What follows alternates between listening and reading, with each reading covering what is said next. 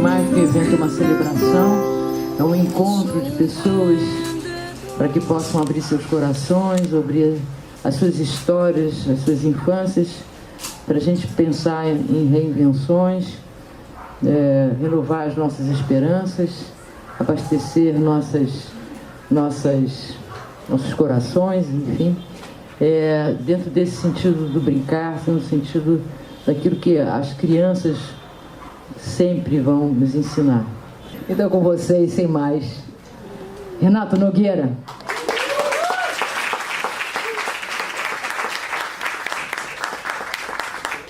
Boa noite a todas, a todos. Quero agradecer e sabendo a responsabilidade que é começar um bate-papo num círculo de infância no TEAR, que é uma referência nessa discussão, nesse debate, que durante anos tem feito muitas coisas nesse sentido.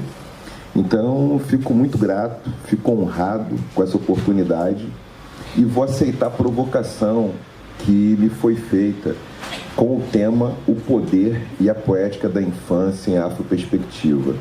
Então a ideia é falar do poder da infância, da poética da infância em Afroperspectiva, que é um termo guarda-chuva que indica um pouquinho uma abordagem que ela usa teorias diversas, várias teorias, além dos estudos da infância, e essas teorias elas são relevantes para fazer a caminhada. A teoria é, de alguma maneira, uma forma de abordar uma leitura de mundo, uma leitura de realidade. E aqui são algumas das pessoas que inspiram esse trabalho. Então, são pessoas, além dos estudos das infâncias, tem ali o nome nas ordens, mais ou menos, que são pensadoras, pensadores da área de filosofia, de educação, então pensadores indígenas, africanos, que estão no Brasil, fora do Brasil. Então, de cara, eu vou falar algo que talvez todo mundo já conheça bem e que pode ser o nosso ponto de partida fundamental. O nosso ponto de partida é caracterizar bem o que eu vou chamar de infância, o que estamos a chamar de infância. Então, isso não é uma novidade, isso é alguma coisa que tem sido muito feita nos últimos anos, últimas décadas, que é pensar a infância. Aqui eu vou pensar em 3 direções. Vou pensar a infância como uma noção, como uma categoria e como um conceito. Então, falar da infância como uma noção é aquilo que a gente cotidianamente presencia e vivencia. É a infância enquanto uma perspectiva biopsicossocial e jurídica. Ou seja, a infância segundo a Sociedade Brasileira de Pediatria, ela é de um período de 0 a 13 anos aproximadamente. Segundo o ECA, Estatuto da Criança e Adolescente, a infância vai de 0 a 12 anos. No campo da psicologia do desenvolvimento, a infância tem características bem específicas que as crianças vivenciam, tem fases. Ou seja, segundo alguns psicólogos, tem uma fase que é sensório-motora, uma fase que é da abstração, tudo bem? Ou seja, a infância com uma noção, ela nos leva a esses aspectos da biologia, da medicina, da psicologia. A própria pedagogia se debruça sobre isso para pensar o desenvolvimento infantil. Então a noção de infância nos leva a isso. A categoria de infância, ela é socioantropológica fundamentalmente. É reconhecer que a infância ela nasce muito depois das crianças, obviamente, e que ela muda de contexto para contexto, e que a infância é uma experiência geracional. Então as pessoas que vivenciaram a época de certos programas infantis, certos hits de sucesso, vivenciaram códigos infantis diferentes daquelas que estavam em outra geração. É uma categoria geracional em que as pessoas passam, as crianças passam por isso.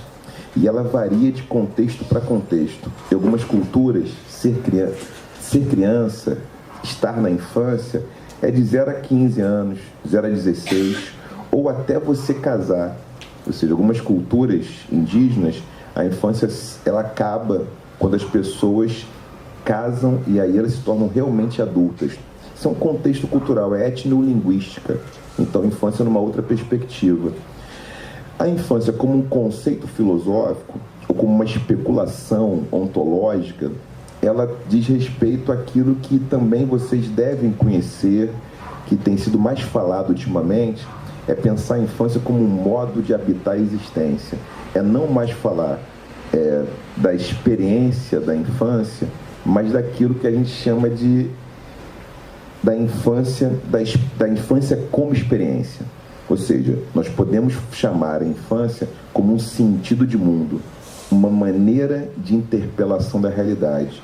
Existe, então, um modo de se relacionar com a vida, com o mundo, que é um modo, entre aspas, infantil. Então, a infância seria aquilo que nos torna capazes de habitar a existência com espanto.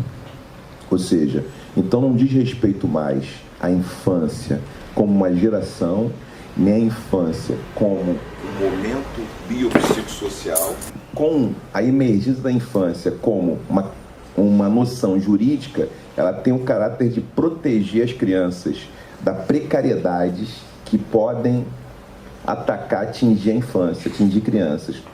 Agora, quando eu falo do conceito de uma dimensão mais ontológica, uma especulação para pensar de uma outra maneira. A infância como aquilo que nos aproxima de uma maneira biofílica de existir. Ou seja, é a infância que se contrapõe àquilo que a gente tem chamado, no meu grupo de pesquisa, de adultidade. Ou seja, há 2 anos atrás, numa pesquisa de campo, uma fala de uma criança que participou da pesquisa, ela usa o termo adultidade.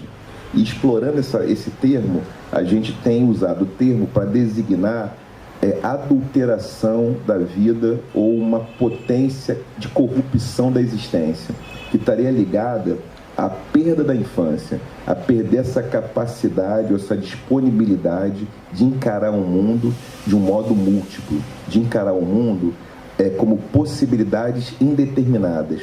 Então, o estado de infância é aquilo que se aproximaria de uma outra dimensão, de uma dimensão brincante e narrativa da vida. Ou seja, então, o que eu vou chamar de estado de infância, ou dessa infância como modo de experiência, é o que me interessa bastante. E é esse poder da infância e essa poética da infância que eu quero investir. E ela diz respeito não só às crianças, mas pessoas adultas também. Mas, fundamentalmente, há uma conexão entre os seres humanos e os outros animais, o meio ambiente como um todo, uma conexão com a própria vida. É o que colocaria a vida em primeiro lugar, ou seja, tem um tom biofílico, é a favor da existência, é a favor de viver, o que tem relação com brincadeira e narrativa. Então, são duas expressões importantes para pensar o que eu estou a chamar de estado de infância, ou da infância como experiência, que é onde me interessa investir, que é a narrativa e a brincadeira.